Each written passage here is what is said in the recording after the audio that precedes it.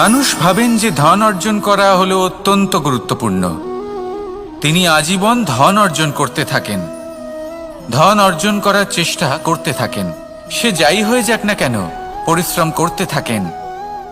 স্বাস্থ্যের দিকে নজর দেন না, না উচিত সময় খাবার খান, না উচিত সময়ে ঘুমোতে যান, না পর্যাপ্ত সময় পর্যন্ত ঘুমন, কিছুই না। ধন অর্জন করতেই থাকেন। আর কিছু সময় পরে যখন তিনি অসংখ্য ধন লাভ করে ফেলেন, তখন তার সাথে ওনার শরীরে অনেক রোগ বাসা বাঁধে। এইসব রোগের উপচার করতে করতে সেই সমস্ত ধন যা উনি অর্জন করেছেন তা তিনি ব্যয় করে ফেলেন। শেষ পর্যন্ত কি হয়? আমরা যেভাবে এসেছি ঠিক সেইভাবেই ফিরে যাই, ধন এখানেই থেকে যায়। দেখুন, একটা অত্যন্ত গুরুত্বপূর্ণ কথা রয়েছে যে আপনার বোঝা উচিত। এই যে ধন, তার ব্যবহার করুন জীবনকে আরো ভালো করে তোলার জন্য। ধনের সদ্ব্যবহার করা উচিত, এমন যেন না হয় এই ধন আপনাকে ভোগ করে ফেলে। এই জীবনকে নিশ্চিত রূপে আরো শ্রেষ্ঠ করে তুলুন। কিন্তু এই ধন অর্জন করার এই প্রক্রিয়াতে নিজের সারা জীবনকে নষ্ট করে ফেলবেন না। এই জীবন উপভোগ করতে শিখুন, আর আমার সাথে ভালোবেসে বলুন, রাধা রাধা। জীবনে অনেক সময় আমরা এটা দেখে থাকি যে আগামী প্রজন্ম সেই কাজটিই করে যেটা তার পূর্ববর্তী প্রজন্ম করে গেছেন। একটা উদাহরণ দিই তাহলে দেখুন, একদিকে আছে মাতা পিতা যারা আজীবন সংঘর্ষ করেছেন ধন অর্জন করার জন্য। তারপর তারই সন্তান তার সাথেই লড়াই করে তার থেকে সমস্ত সম্পত্তি ছিনিয়ে নিল। তারপরে যত সময় অতিবাহিত হয়, সেই সন্তানের সাথেও সেই একই ক্রিয়া ঘটতে থাকে। তার সন্তান তার সমস্ত সম্পত্তি ছিনিয়ে নেয়। তাহলে এমন কি সঞ্চয় করবেন যা পরবর্তী প্রজন্মকে দিয়ে যেতে পারেন, সেই বিষয়ে ভাবুন। ভেবে দেখুন, এই যে ধন সঞ্চয় আপনি করছেন, এর আসলে লাভ কি? অবশ্যই আবশ্যক, কিন্তু এটাই কি শুধু সবথেকে গুরুত্বপূর্ণ বিষয়, যেখানে আপনি জানেন যে আপনি এই সম্পত্তি ভোগ করতে পারবেন না, কারণ এই সমস্ত সম্পত্তি আপনাকে পরবর্তী প্রজন্মের হাতে সঁপে দিতে হবে। তাহলে ধন সঞ্চয় করুন, কিন্তু এমন একটা সম্পত্তি কেন সঞ্চয় করা উচিত নয় যার উপভোগও আপনি করতে পারবেন, পরবর্তী প্রজন্মকেও দিয়ে যেতে পারবেন, আর মতভেদও হবে না। এমন সম্পত্তি আছে, আর এই সম্পত্তি হলো প্রেম। যদি আপনার মনে কোনো কিছু সঞ্চয় করার বাসনা জেগে ওঠে, তাহলে প্রেম সঞ্চয় করুন। সেটা পরবর্তী প্রজন্মও পাবে এবং সেই প্রজন্ম ভবিষ্যতে ভালোবাসা ছড়াতে থাকবে। আর তখন এই মন সুপ্রসন্ন হয়ে বলবে, রাধা রাধা। মানুষের মধ্যে একটা বিচিত্র প্রবৃত্তি থাকে, অন্য সকলের বিষয়ে, তাদের জীবনের বিষয়ে, তাদের ব্যক্তিত্বের বিষয়ে, তাদের ভবিষ্যতের বিষয়ে অনুমান করা। এটা হলো অনুচিত। কারোর অতীতকালকে দেখে লোকে ভবিষ্যৎ বলে দিতে পারেন, বর্তমানকে দেখে ভবিষ্যতের বিষয়ে অনুমান করে ফেলেন। উদাহরণ দিতে হলে বলবো, কোনো দাসকে দেখুন, ওকে দেখে লোকে বলে যে ওর ভবিষ্যৎ সেটাই হতে পারে, অনুমান করে ফেলেন। আর এই রাজাকে দেখুন, উনি তো কত সুখী হবেন, উনি তো জগতের সব থেকে অধিক সুখী মানুষ, কত সুখ সুবিধা আছে ওনার কাছে, ধারণা করে ফেলেন। তবে সত্য তো এটাই যে কারোর ব্যক্তিত্বের বিষয়ে, তাদের ভবিষ্যতের বিষয়ে আপনি পূর্ণ সত্য কখনোই বলতে পারবেন না, শুধু অনুমান করতে পারবেন। আর এই অনুমান করে সত্যি কোনো লাভ হয় না, কারণ এই কাল সেটা হলো অত্যন্ত শক্তিশালী। কালো থেকে কালোতর কয়লাকেও হিরেতে পরিণত করতে পারে, অনেক বড় বড় রাজাকেও বিদূষক বানিয়ে ফেলতে পারে এক মুহূর্তেই। তাহলে আপনি অনুমান করে কি লাভ? কি পেলেন অনুমান করে? সেই জন্য কারোর বিষয়ে কোনো অনুমান করবেন না, তার ভবিষ্যতের বিষয়ে অনুমান করতে যাবেন না, কারোর বিষয়ে কোনো ধারণা করে নেবেন না। কিছু করতে হলে ভালোবাসুন, সবার মধ্যে ভালোবাসা ছড়ান, সবার মধ্যে ধন্যাত্মক ভাব ছড়ান। এই মন প্রসন্ন হয়ে বলবে, রাধা রাধা। কথায় আছে, অন্ধকারে প্রদীপ প্রজ্বলিত করলে চতুর্দিক আলোকিত হয়। কিন্তু যদি এই প্রদীপ আমি সূর্যের আলোর সম্মুখে সকালবেলায় প্রজ্বলিত করে রেখে দিই, তাহলে কি হবে? আপনি বলবেন যে এটা করে তো কোনো লাভই হলো না। সূর্যের প্রকাশের সামনে এই প্রদীপ আসলে কিছুই নয়। এবার এই চিন্তা ভাবনা প্রত্যেক দিন করতে হবে, আর একটা অমূল্য শিক্ষা পেতে হবে। মনে করুন যে আপনি মহাপুরুষের সামনে বসে আছেন, কোনো মহাজ্ঞানীর সামনে। তাহলে সেই ব্যক্তির সামনে নিজের জ্ঞানের প্রদীপ প্রজ্বলিত করবেন না, নীরব থাকুন আর সেই ব্যক্তির সূর্যের প্রকাশের মতো জ্ঞান প্রাপ্ত করুন। যতটা পারবেন জ্ঞান লাভ করুন। যদি এমন কোনো সময় এমন কোনো স্থানে আপনি আছেন যেখানে চতুর্দিক অন্ধকার, কারোর কাছেই জ্ঞান নেই, সেখানে নিজের জ্ঞানের প্রদীপ প্রজ্বলিত করুন। এমন করলে দুদিক থেকেই আপনার লাভ হবে। আপনার জ্ঞান প্রাপ্তিও হবে আর জ্ঞানের সঠিক প্রয়োগও করতে পারবেন। আর এই মন প্রসন্ন হয়ে বলবে, রাধা রাধা। মানুষের একটি সমস্যা আছে যে মানুষ সাফল্যকে মাপতে থাকেন, লক্ষ্যপ্রাপ্তিকে মাপতে থাকেন এবং তার তুলনা করতে থাকেন যে ও এত কিছু পেল আর আমি পেলাম না, ওর কাছে এত কিছু আছে কিন্তু আমার কাছে নেই। এই তুলনা করার জন্য ওনারা দুঃখী হয়ে পড়েন, নিরাশ হয়ে পড়েন। তাই আমি একটা প্রশ্ন করছি যে এটা কি উচিত? এই সংসারে আপনি কি নিয়ে তুলনা করবেন, যেখানে সূর্যদেব চন্দ্রমা দুজনেই আছেন, দুজনেই হলেন বিশেষ, দুজনেই নিজ নিজ সময়ে উদিত হন। এদের মধ্যে একজন না থাকলে তাহলে আমাদের জীবন কঠিন হয়ে পড়বে।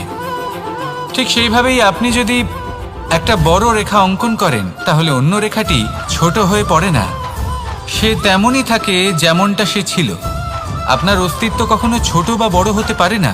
শুধু তুলনা করার জন্য আপনার এটা মনে হতে পারে।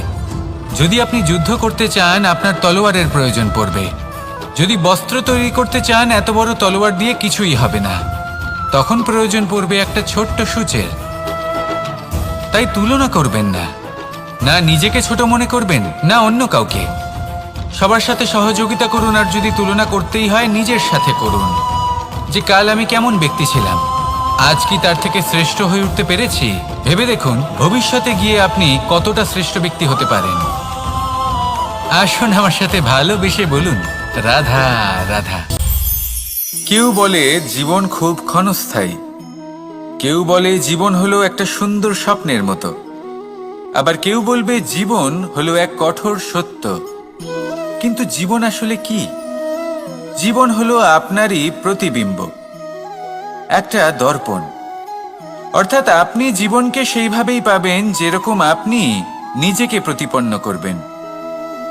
যদি আপনি দর্পণের দিকে তাকিয়ে হাসেন, তাহলে আপনি সামনে হাসি মুখী দেখতে পাবেন। এবার যদি আপনি গম্ভীর হয়ে থাকেন, তাহলে আপনি একজন রুষ্ট ব্যক্তি দেখতে পাবেন। শেষে সবথেকে বেশি গুরুত্বপূর্ণ হলো আপনার চেষ্টা। আপনাকে সবসময় চেষ্টা করতে হবে যাতে আপনি নিজেকে প্রসন্ন এবং ইতিবাচক মনোভাবে রাখেন। এটা হলো আপনারই উত্তরদায়িত্ব, তাকে পালন করুন। এই মনকে প্রসন্ন রাখুন, এই সংসারকে সুন্দর বলে মনে হবে। আর এই মন প্রসন্ন হয়ে বলবে, রাধা রাধা। এই সংসারের সব থেকে গুরুত্বপূর্ণ তত্ত্ব কোনটা? প্রথম হলো সময়। জন্ম থেকে মৃত্যু পর্যন্ত এই যে সময়, এটাই তো হলো জীবন। দ্বিতীয় হলো জীবন, যাতে আমরা সময়ের সদ্ব্যবহার করি, শ্রেষ্ঠ থেকে শ্রেষ্ঠতর কাজ করার চেষ্টা করি। বহু বছরের এই পরম্পরা, এই সংস্কৃতিকে এগিয়ে নিয়ে যাওয়ার চেষ্টা করি। এই সংসারে আমরা অংশগ্রহণ করতে চেষ্টা করি। তৃতীয় হলো ধন, সেই ধন যা প্রত্যেক ব্যক্তি অর্জন করতে চেষ্টা করেন। এবার এই তিনটি তত্ত্বের মধ্যে একটা সামঞ্জস্য আছে, সমান ব্যাপার আছে। সে ধনই হোক বা সময় হোক বা হোক জীবন। আর সেই সমান ব্যাপার হলো যে যদি আপনি এটা গণনা করতে থাকেন, তাহলে তা কমতে থাকে। যদি আপনি এটা ব্যবহার করেন, তাহলে তা বাড়তে থাকে। একে সংগঠিত করে রাখতে চেষ্টা করলে এ হাত থেকে ফসকে যায়। কিন্তু যদি আপনি একে সামলে রাখতে শিখে যান, তাহলে এমন কাজ করবেন যাতে সংসারের সাথে সাথে পরবর্তী প্রজন্ম লাভবান হবে। যদি কিছু শিখতে চান তাহলে সামলাতে শিখুন, গণনা করা বা সংগঠিত করা নয়। আসুন আর আমার সাথে ভালোবেসে বলুন, রাধা রাধা। এই সংসারে সাফল্য লাভ করার জন্য জ্ঞানের প্রয়োজন হয়, পরিশ্রমের প্রয়োজন হয়, দৃঢ় নিষ্ঠার প্রয়োজন হয়, নিরন্তর চেষ্টা করা প্রয়োজনীয়। কিন্তু আরও কিছু আছে যা অত্যন্ত প্রয়োজনীয় এবং গুরুত্বপূর্ণ। তা হলো ভালো বন্ধু। তাদের থাকা অত্যন্ত প্রয়োজনীয়। যদি ভালো বন্ধু থাকে তাহলে সময় এলে তারা ঢাল হয়ে আপনাকে সুরক্ষা করবেন। সময় এলে অস্ত্রের মতো শত্রুকে সংহারও করবেন। যদি তিনি জ্ঞানী হন, তাদের মধ্যে সদ্গুণ থাকে, তাহলে এই সব গুণ আপনার মধ্যেও প্রবেশ করবে। তাহলে সাফল্যের জন্য ভালো বন্ধু পাওয়া অত্যন্ত প্রয়োজনীয়। কিন্তু শুধু বন্ধু কেন, ভালো শত্রুও থাকা প্রয়োজনীয়। এবার আপনি ভাববেন, আমি কি বললাম? যদি আপনার জীবনেও ভালো অর্থাৎ শক্তিশালী শত্রু থাকে, তাহলে আপনিও শক্তিশালী হতে থাকবেন। এই শত্রু আপনাকে প্রেরিত করবে আরো বেশি শক্তিশালী হয়ে ওঠার। কখনো কোনো হরিণকে দেখুন, তীব্র গতিতে দৌড়তে থাকে। কেন তীব্র গতিতে দৌড়য়? এই কারণে নয় যে কোথাও তার জন্য মধুর ঘাস অপেক্ষা করে রয়েছে, না। সে এই কারণে তীব্র গতিতে দৌড়য় কারণ সেটা না করলে তার পেছনে একটি সিংহ আছে যে ওকে নিজের ভোজন করে ফেলবে। তাই জীবনে বিপদ, সংকট, এই সব কিছুও হলো অত্যন্ত গুরুত্বপূর্ণ। তার সম্মুখীন হতে শিখুন আর আমার সাথে ভালোবেসে বলুন, রাধা রাধা। পুরুষার্থ। শাস্ত্রে 4 ধরনের পুরুষার্থের কথা বলা হয়েছে। প্রথম হলো ধর্ম। আপনি কি জানেন এই ধর্ম আসলে কি? আপনার কি মনে হয় ধর্ম আসলে কি? কোনো বিশেষ ঈশ্বরকে মানাই কি ধর্ম বলা হয়? নাকি কোনো বিশেষ রীতি পালন করাই হলো ধর্ম? নাকি কোনো বিশেষ সাহিত্যকে সর্বশ্রেষ্ঠ মনে করাই হলো ধর্ম? না, ধর্ম হলো সেটা যাকে ধারণ করা যেতে পারে। আর ধারণ শুধু সেটাই করা যায় যা পবিত্র। পবিত্র শুধু তাকেই বলা হয় যা নিঃস্বার্থ, যার মধ্যে শাসন করার কোনো ইচ্ছে নেই, যা সরলভাবেই প্রবাহমান, জল এবং বায়ুর মতো। যখন কোনো ব্যক্তি ধর্মকে ধারণ করেন এবং সেই ধর্ম সেই ব্যক্তিকে রক্ষা করে, তখন তাকে ধর্ম বলা হয়। ধর্ম যা রক্ষা করে অহংকার থেকে, খারাপ চিন্তার হাত থেকে। সেই জন্য পুরুষার্থ গড়ে তোলার আগে, ধর্ম পালন করার আগে ধর্মের প্রকৃত অর্থ কি সেটা বুঝে নিন। এটা জেনে রাখুন যে সমস্ত ধর্মের আধার, সমস্ত ধর্মের ভিত শুধুমাত্র ভালোবাসা। আসুন আর এই ভালোবাসার সাথেই বলুন, রাধা রাধা। কখনো কোনো বাগানের কোনো বৃক্ষকে দেখেছেন যেখানে সুগন্ধি ফুল থাকে, রসালো ফল থাকে? তখন মন প্রফুল্ল হয়ে ওঠে, মন থেকে সেই বৃক্ষের প্রতি ভালোবাসা জন্মায়। কিন্তু যিনি বাগানের মালিক, শুধুমাত্র তিনিই জানেন যে কিভাবে এই বৃক্ষকে আগলে রাখতে হয়, কিভাবে তার পরিচর্যা করলে এতে সুন্দর সুগন্ধি ফুল হবে, রসালো ফল হবে। কখনো কখনো প্রয়োজনের থেকে বেশি রোদ পেলে এই বৃক্ষগুলি শুকিয়ে যায়। প্রয়োজনের থেকে কম রোদ পেলেও এই বৃক্ষ কিন্তু শুকিয়ে যায়। প্রয়োজনের থেকে কম জল যদি পায়, এই বৃক্ষ শুকিয়ে যেতে পারে। প্রয়োজনের থেকে অতিরিক্ত জল যদি পায়, তখনও এই বৃক্ষের শিকড়গুলি নষ্ট হয়ে যেতে পারে। এবার এটাই কিন্তু আমাদের সংসারের সাথেও হয়। আমাদের সংসারের সকল প্রতিভাশালী ব্যক্তি, যেমন লেখক, বিচারক, প্রবক্তা, যোদ্ধা, এদের সবার ক্ষেত্রে এই কথাটাই প্রযোজ্য। যদি বেশি প্রশংসা করা হয় তাহলেও এরা হারিয়ে যাবেন।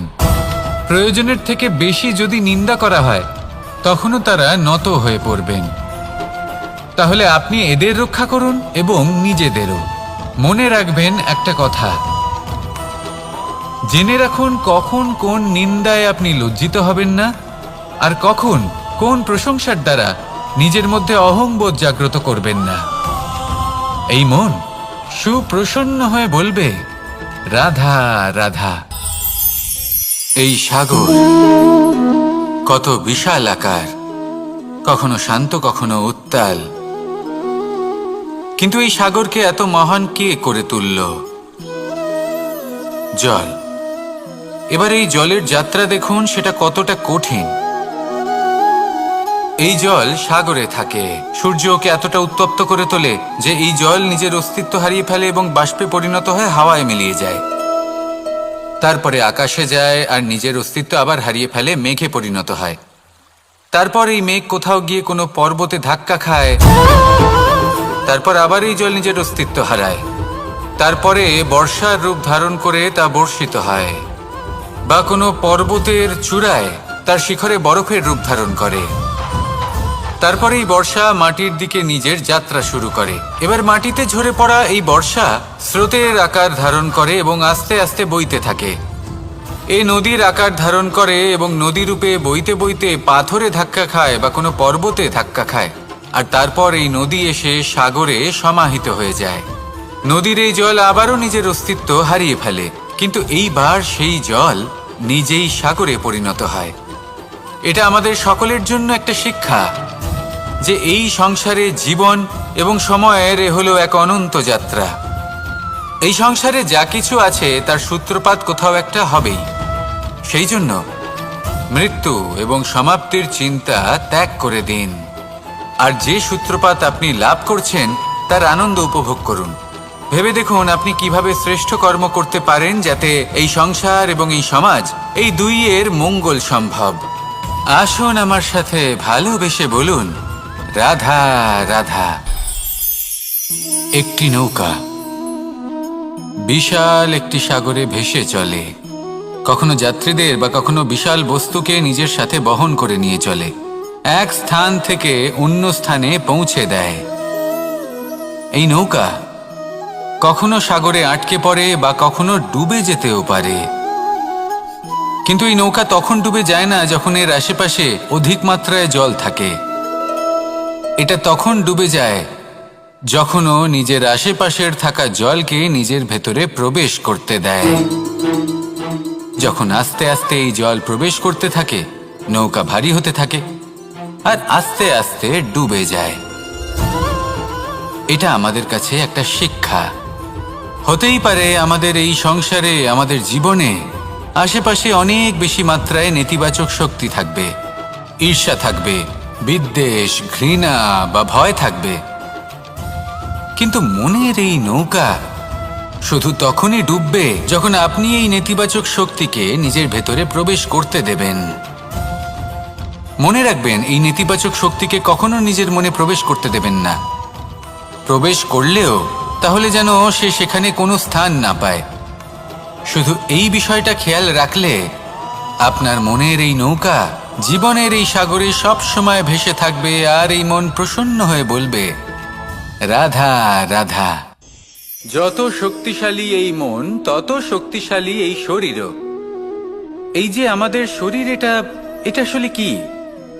এ হলো একটা রথের মতো, আর একটা রথ ততক্ষণ চলতে পারবে না যতক্ষণ না তাকে কোনো সারথি চালাবে। এই মন হলো শরীরের সারথি।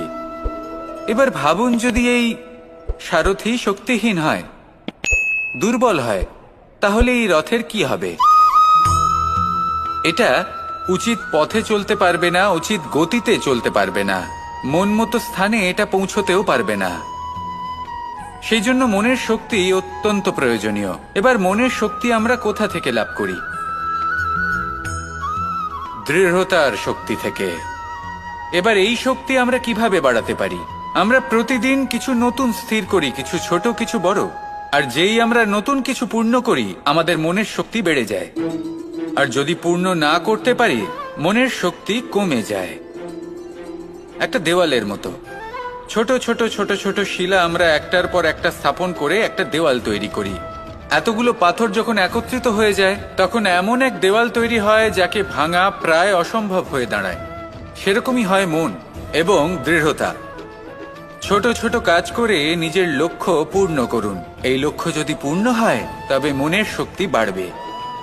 কিছুটা এইভাবে যে যত বড়ই বিপদ আসুক না কেন সেই বিপদ নিজে হার মেনে নেবে, কিন্তু আপনার মন ততটাই শক্তিশালী থাকবে। তাই মনের শক্তি বাড়াতে থাকুন যাতে আপনি উচিত পথে চলতে পারেন, উচিত গতিতে চলেন আর মনোবাঞ্ছিত স্থানে পৌঁছতে পারেন। তবেই এই মন প্রসন্ন হয়ে বলবে, রাধা রাধা। ওমা, এ কি? আমি কখন থেকে এখানে অপেক্ষা করছি, হাত পেতে দাঁড়িয়ে রয়েছি যাতে একটা ফল আমার হাতে এসে পড়ে এবং সেটা আমি খেতে পারি। কখন থেকে অপেক্ষা করছি কিন্তু সেটা হচ্ছেই না। এবার আপনি বলবেন যে এসব কি বলছি, এ কি অদ্ভুত কথা বলছি। যদি ফল খেতে হয় তাহলে আমাকে বৃক্ষে চড়তে হবে, ফলের কাছে পৌঁছতে হবে, তবেই তো ফল পাবো। এবারে এটা অত্যন্ত সহজ ব্যাপার, কিন্তু এই বিষয়টা আপনি নিজের জীবনের প্রসঙ্গে ভেবে দেখুন। লক্ষ্য কোথায় আছে আপনি জানেন, সেই লক্ষ্যে পৌঁছানোর পথ কি সেটাও আপনি জানেন, সেই পথে চলার ক্ষমতাও আপনার রয়েছে, কিন্তু তাও আপনি নিজের লক্ষ্য লাভ করতে পারছেন না। কেন?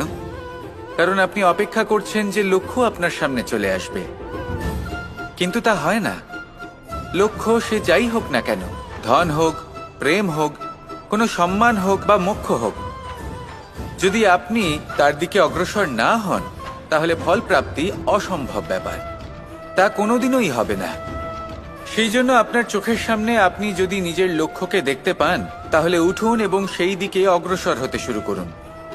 নিজের অন্তরের সকল অশুভ গুণ দূর করুন, অলসতা ত্যাগ করুন, অজ্ঞানতা ত্যাগ করে দিন এবং চলতে থাকুন। অবশ্যই মনোবাঞ্ছিত ফল লাভ করতে পারবেন। মনে রাখবেন, চলতে থাকলে তবেই লক্ষ্য প্রাপ্তি হবে। অপেক্ষার দ্বারা শুধুমাত্র মৃত্যু লাভ হবে। আসুন আমার সাথে ভালোবেসে বলুন, রাধা রাধা। প্রত্যেক প্রাণী ভালোভাবে জীবন যাপন করতে চান, এটা তাদের স্বভাবে আছে এবং ভাবাটা অনুচিত নয়। কিন্তু একটা ভালো জীবনের গুরুত্বপূর্ণ অংশ কোনটা? বসবাসের স্থান, সেই স্থান যেখানে আমরা জীবন অতিবাহিত করি। এবার মানুষ ভাবতে পারেন যে একটা ভালো বাসস্থানের অর্থ কি? সেই স্থান যেখানে সহজে জল পাওয়া যায়, যেখানে শুদ্ধ বায়ু পাওয়া যায়, যেখানে আনাজ উৎপন্ন হয়। এটা জীবনযাপনের জন্য পর্যাপ্ত বটে, কিন্তু ভালো জীবনযাপনের জন্য আরো একটা কথা আপনাকে বুঝতে হবে। সাধু, জ্ঞানী, পণ্ডিত ব্যক্তি, এই সকল মহাপুরুষ, এনাদের যে বাসস্থান তা অত্যন্ত বিশেষ হয়। এখানে এক ধরনের বিশেষ ইতিবাচক শক্তি থাকে, এমন একটা স্থান যেখানে দেবতারাও বিচরণ করেন। জীবন আমরা সবাই যাপন করি, কিন্তু জীবনের উদ্দেশ্য শুধুমাত্র জীবন যাপন করা নয়। জীবনের উদ্দেশ্য হল মুক্তি লাভ করা। আর এই সকল সাধু, জ্ঞানী, পণ্ডিত ব্যক্তি, এই সকল মহাপুরুষ আপনাকে মুক্তির পথে নিয়ে যেতে পারেন, কারণ এরা হলেন সেই মহাপুরুষ যারা নিজেদের অন্তরের বিকার, অহংকার, ক্রোধ, বিদ্বেষ এই সকল দোষগুলিকে ত্যাগ করেছেন, এদের উপর বিজয় লাভ করেছেন। এমনই একজন ব্যক্তি আপনাকে মুক্তির পথে নিয়ে যেতে পারে। প্রয়োজন হলো শুধুই এনাদের চিনতে পারা, এদের কথা বুঝতে পারা এবং এদের দেখানো পথে চলা। যদি আপনি এটা করতে পারেন তাহলে এই মন প্রফুল্ল হয়ে বলবে, রাধা রাধা। কখনো কোনো বাগানের কোনো বৃক্ষকে দেখেছেন যেখানে সুগন্ধি ফুল থাকে, রসালো ফল থাকে? তখন মন প্রফুল্ল হয়ে ওঠে, মন থেকে সেই বৃক্ষের প্রতি ভালোবাসা জন্মায়। কিন্তু যিনি বাগানের মালিক, শুধুমাত্র তিনিই জানেন যে কিভাবে এই বৃক্ষকে আগলে রাখতে হয়, কিভাবে তার পরিচর্যা করলে এতে সুন্দর সুগন্ধি ফুল হবে, রসালো ফল হবে। কখনো কখনো প্রয়োজনের থেকে বেশি রোদ পেলে এই বৃক্ষগুলি শুকিয়ে যায়, প্রয়োজনের থেকে কম রোদ পেলেও এই বৃক্ষ কিন্তু শুকিয়ে যায়। প্রয়োজনের থেকে কম জল যদি পায় এই বৃক্ষ শুকিয়ে যেতে পারে, প্রয়োজনের থেকে অতিরিক্ত জল যদি পায় তখনও এই বৃক্ষের শিকড়গুলি নষ্ট হয়ে যেতে পারে। এবার এটাই কিন্তু আমাদের সংসারের সাথেও হয়। আমাদের সংসারের সকল প্রতিভাশালী ব্যক্তি, যেমন লেখক, বিচারক, প্রবক্তা, যোদ্ধা, এদের সবার ক্ষেত্রে এই কথাটাই প্রযোজ্য। যদি বেশি প্রশংসা করা হয় তাহলেও এরা হারিয়ে যাবেন। প্রয়োজনের থেকে বেশি যদি নিন্দা করা হয় তখনও তারা নত হয়ে পড়বেন। তাহলে আপনি এদের রক্ষা করুন এবং নিজেদেরও। মনে রাখবেন একটা কথা, জেনে রাখুন কখন কোন নিন্দায় আপনি লজ্জিত হবেন না, আর কখন কোন প্রশংসার দ্বারা নিজের মধ্যে অহংবোধ জাগ্রত করবেন না। এই মন সুপ্রসন্ন হয়ে বলবে, রাধা রাধা। জল এ হলো জীবনের আধার পঞ্চতত্ত্বের মধ্যে একটি, আর অত্যন্ত বিশেষ। এর থেকে অনেক বড় শিক্ষা পাওয়া যায়। এই জল গন্তব্যের বিষয়ে এর স্পষ্ট ধারণা আছে। ও জানে ওর লক্ষ্য কি, আর প্রয়াস করে ততদূর সে পৌঁছেও যায়। এটি পর্বত থেকে বয়ে নিচে নেমে আসে, নদীর সাথে সমাহিত হয়ে তার সাথে বয়ে চলে, চিরসবুজ বনানী গড়ে তোলে, প্রাণীদের তৃষ্ণা নিবারণ করে, সামনে এগিয়ে চলে, মানুষের সাথে মিলিত হয়। যারা একে বাঁধের মধ্যে বেঁধে রাখতে চেষ্টা করে সে বন্দি দশাতেও থেকে যায়, মানুষের কল্যাণ করে। তারপর বাঁধ থেকে মুক্তি পেয়ে এগিয়ে চলে, কোথাও ধাক্কা খায়, কোথাও বাধা পড়ে, কোথাও যদি পথ খুঁজে না পায় তাহলে পথ খুঁজেই নেয়, আর যেখানে পথ থাকে না সেখানে পথ বানিয়ে নেয়, আর শেষ পর্যন্ত নিজের লক্ষ্যে পৌঁছেই যায়, অর্থাৎ সমুদ্রে গিয়ে সমাহিত হয়ে যায়। আমাদেরও কিছুটা এরকমই হয়ে উঠতে হবে। যেখানেই যাবেন সকলের কল্যাণ করুন, সামনে এগোন। আপনি কোথাও পড়ে গেলে, ধাক্কা খেলে আঘাত লাগবেই, উত্থান পতন লেগেই থাকে। সামনে এগোতে থাকুন। কোথাও পথ না পেলে তা খুঁজে নিন, কোথাও পথ না থাকলে তা বানিয়ে নিন। নিজের গন্তব্যের কথা সব সময় মনে রাখুন। শেষ পর্যন্ত নিজের মোক্ষ লাভ আপনি অবশ্যই করবেন। আর আমার সাথে ভালোবেসে বলুন, রাধা রাধা। জীবনের প্রত্যেক মুহূর্ত আমাদের কিছু না কিছু শিক্ষা দেয়, নির্ভর করছে আমাদের দৃষ্টিভঙ্গির ওপর। যেমন নদী হলো আমার অত্যন্ত প্রিয়, নদীতে ভ্রমণ করতে আমার খুব ভালো লাগে। কি বলেন? নদীতে সবসময় নতুন কিছু থাকে, ও পুরনো কিছুই নিয়ে বসে থাকে না। সব সময় প্রবাহমান, কখনো থামে না। ততক্ষণ থামে না যতক্ষণ না সাগরে গিয়ে সমাহিত হচ্ছে। ঠিক এইভাবেই আমাদেরও উচিত নিজের জীবন অতিবাহিত করা, নদীর মতো। প্রত্যেক মুহূর্ত নতুন, তাই সেইভাবেই জীবন যাপন করুন। পুরনো কিছুই একত্রিত করে রাখবেন না, বিগত স্মৃতির মাঝে নিজেকে হারিয়ে ফেলবেন না। এই যে বর্তমান, এই যে মুহূর্ত, সেটাই হলো সর্বশ্রেষ্ঠ। এর মাঝেই জীবন যাপন করুন, নদীর মতো প্রবাহমান হতে শিখুন। আপনি শিখে গেলে তাহলে মনে রাখবেন, আমার আপনার মাঝে বিচরণ করতে বড়ই ভালো লাগবে। যে ব্যক্তি আনন্দের সাথে জীবনের প্রত্যেকটা মুহূর্ত অতিবাহিত করে কোনো চিন্তা ছাড়াই, প্রবাহমান হয়, কখনোই থামে না, যতক্ষণ না মুক্তি লাভ করছেন, এমন ব্যক্তির মধ্যেই রাধাকৃষ্ণ বসবাস করেন। তাহলে আসুন আমার সাথে ভালোবেসে বলুন, রাধা রাধা। সূর্যের প্রকাশ অন্ধকারকে দূর করে দেওয়া সেই মহানায়ক। এই সূর্যের প্রকাশ যখন পৃথিবীতে এসে পৌঁছয় কি হয়? এই পৃথিবী জেগে ওঠে, প্রত্যেক প্রাণী জেগে ওঠে, মানুষ জেগে ওঠে, নিজের কর্ম করেন, জীবন যাপন করেন। এই ঘুমের মৃতপ্রায় স্থিতি কাটিয়ে উঠে জীবন যাপন করতে শেখেন। এটাই হলো প্রভাব সূর্যের প্রকাশের। এবার এই প্রকাশ যে সূর্যের থেকে পাই, তিনি কি করেন? তিনি নিজেকে জ্বালান আমাদের জীবন প্রদান করার জন্য। প্রত্যেকটা মুহূর্ত তিনি তাপ সহ্য করেন, আমরা যাতে সেই প্রকাশ লাভ করি। এটাই হলো জীবনের সারমর্ম। যদি আপনিও এই সংসারে প্রকাশ ছড়িয়ে দিতে চান, তাহলে আপনাকেও তপ্ত হতে হবে, নিজে জ্বলতে হবে, সেই কর্ম করতে হবে যেটা কঠিন হতে পারে কিন্তু আসলে শ্রেষ্ঠ। তবেই এই সংসারের সেবা করতে পারবেন, সংসারকে পথ দেখাতে পারবেন। নিজের অন্তরের প্রকাশ জাগ্রত করুন। তবেই সেই সকল ব্যক্তি যারা পাপের অন্ধকারে নিমজ্জিত হয়ে আছেন তারা জাগ্রত হবেন। সেই সকল ব্যক্তিকে জাগিয়ে তুলুন, প্রেরিত করে তুলুন সুখী হওয়ার জন্য যারা সুখী হতে পারছেন না। সেই সকলকে প্রেরিত করুন সাফল্য লাভের যারা সফল হতে পারছেন না। নিজের অন্তরের সূর্যকে জাগ্রত করুন, চারিদিকে শুধু প্রকাশই প্রকাশ হবে, জীবনই জীবন থাকবে, আনন্দই আনন্দ থাকবে, আর এই মন বারবার প্রসন্ন চিত্তে বলে উঠবে, রাধা রাধা। আজ আমরা দুই ধরনের ব্যক্তির বিষয়ে কথা বলবো। প্রথম জন হলেন যে প্রয়োজনের থেকে অনেক বেশি পরিমাণ ধন উপার্জন করে থাকেন। তার কাছে ততটা ধন থাকে যতটা তার প্রয়োজনও নেই, তারপরেও আরো ধন উপার্জন করতে চেষ্টা করতে থাকেন। সকল সম্ভব চেষ্টা করেন, সকল সম্ভব কর্ম করেন, তা সে উচিত কর্ম হোক বা অনুচিত, তাতে তাদের কিছুই যায় আসে না।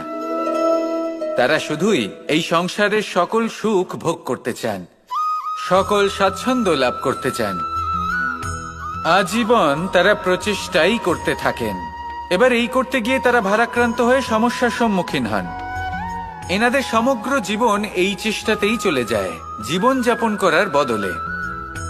অন্যদিকে আরেকজন ব্যক্তি যিনি জানেন তার প্রয়োজন কতটুকু, আর শুধুমাত্র সেই পরিমাণ ধন অর্জন করেন, তার থেকে বেশি একটুও নয়। উনি যদি দুবেলা খেতে পান, মাথা গোজার ঠাঁই পেয়ে যান, সেটাই পর্যাপ্ত। তাতেই তিনি আনন্দে জীবন যাপন করেন, না কোনো বৃথা চিন্তা করেন, না কোনো বৃথা কষ্ট করেন। এবার আমি আপনাদের জিজ্ঞেস করব, এই দুই ব্যক্তির মধ্যে আপনি কোন ব্যক্তি হতে চাইবেন? বেশিরভাগ মানুষ এটাই বলবেন যে আমরা সেই দ্বিতীয় মানুষ হতে চাই যারা সন্তুষ্ট। কিন্তু যদি মন দিয়ে দেখেন, আপনিও সেই কর্মই করছেন যা প্রথম ব্যক্তি করেন। আপনারা সবসময় চেষ্টা করে চলেছেন, এটাও লাভ করতে হবে, ওটাও লাভ করতে হবে, আমার এটারও প্রয়োজন, ওটারও প্রয়োজন। আপনি অনেক কিছু লাভ করেছেন, কিন্তু প্রশ্ন এটাই যে আপনার কি সেই সবকিছুর প্রয়োজন রয়েছে? এর উত্তর আপনার অন্তর মনে রয়েছে। আপনার মন জানে যে আপনার প্রয়োজন কতটুকু। সেখানে গিয়ে দেখুন। সন্তুষ্টি মানুষকে আনন্দ দেয়। মানুষ যতটা সন্তুষ্ট হবে ততটাই সে আনন্দ লাভ করবে। এবার আপনাকে এই সিদ্ধান্ত নিতে হবে যে আপনি কখন আর কোথায় সন্তুষ্টি লাভ করবেন, কত কিছু লাভ করার পরে সন্তুষ্ট হবেন। এই উত্তর আপনি মন থেকে পাবেন। এই সমাজের চাহিদায় জড়িয়ে নিজেকে বিভ্রান্ত করবেন না। নিজের অন্তরের এই মিথ্যে অহংবোধকে প্রশ্রয় দিতে গিয়ে যদি আপনি এরকম প্রয়াস করতে থাকেন, তাহলে জীবনযাপন কখন করবেন? থেমে যান, শান্ত হয়ে যান, নিজের অন্তর মনে নিমজ্জিত হয়ে দেখুন যে সন্তুষ্টি কোথায়। এই সন্তুষ্টি লাভ করুন। এই মন প্রসন্ন হয়ে বলবে, রাধা রাধা। ক্ষমা একটা অত্যন্ত সুন্দর শব্দ, আমার খুব প্রিয় শব্দ, কিন্তু এই ক্ষমা কখন আর কিভাবে প্রয়োগ করতে হবে সেটা বোঝা প্রয়োজনীয়। এক, যদি আপনি কোনো অন্যায় করেন আর ক্ষমা না চান, ক্ষমা প্রার্থনা না করেন, ক্ষমা চাওয়া থেকে এড়িয়ে যান, তাহলে তাতে আপনারই ক্ষতি হবে। কিভাবে? ক্ষমা না চাইলে মনের মধ্যে অহংকার জাগ্রত হয়, আর অহংকার তো প্রকৃত অর্থে আমাদের ক্ষতিই করে। দুই, কেউ যদি অপরাধ করেন, আপনার থেকে ক্ষমা না চান, তাহলে তাকে ক্ষমা করবেন না। ক্ষমা হলো অত্যন্ত অমূল্য, আর না চাইতেই কাউকে ক্ষমা দান করা এটা উচিত নয়। তিন, যদি কেউ আপনার সাথে অনুচিত কিছু করেন, অপরাধ করেন, আর আপনার থেকে ক্ষমা চান, তাহলে তাকে ক্ষমা করে দিন। তাতে আপনার অন্তরের করুণাবোধ জাগ্রত হবে, প্রেম জাগ্রত হবে, আর তা আপনার জন্য শুভ হবে। চার, যদি আপনি নিজে কোনো অপরাধ করেন, তাহলে অবশ্যই ক্ষমা চাইবেন। তাতে আপনারই লাভ হবে। কিভাবে? সামনের ব্যক্তি আপনাকে ক্ষমা করুক বা না করুক, আপনার অন্তরের অহংকার ক্ষীণ হবে, আর এই মন আরো নির্মল হয়ে উঠবে। এই ক্ষমা অত্যন্ত অমূল্য, ভেবেচিন্তে একে ব্যবহার করুন, আর আমার সাথে ভালোবেসে বলুন, রাধা রাধা।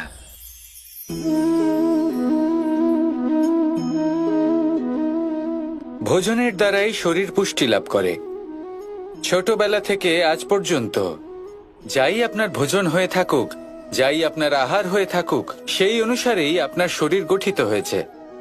এই ভোজন অত্যন্ত গুরুত্বপূর্ণ, সেই জন্য এর প্রত্যেক অংশকে বোঝা খুব আবশ্যক।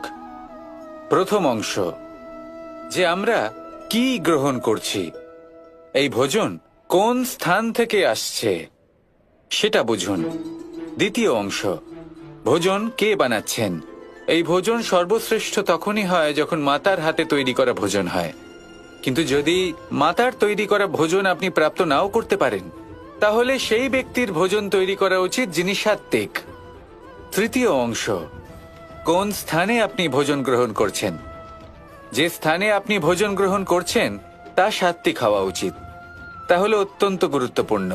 এবং চতুর্থ সবথেকে গুরুত্বপূর্ণ অংশ, তা হলো এই ভোজন আপনি যার দ্বারা প্রাপ্ত করেছেন, যেখান থেকে প্রাপ্ত করেছেন, যে স্থানে বসে আপনি ভোজন গ্রহণ করছেন তার প্রতি কৃতজ্ঞতা প্রকাশ করুন এবং ভোজন পূর্ণরূপে সমাপ্ত করুন।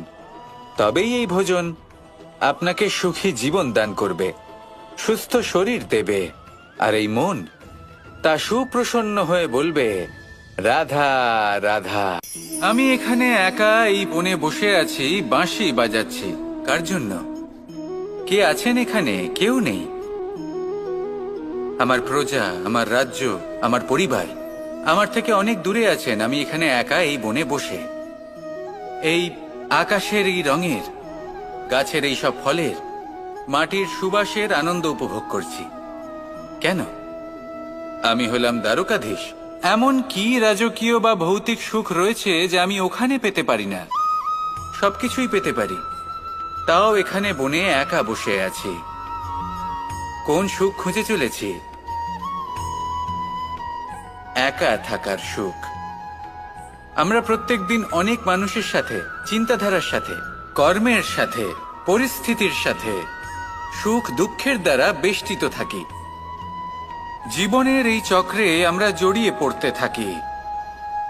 যতই আমরা এই সমস্যার সমাধান করি, আমরা ততই এতে জড়িয়ে পড়ি।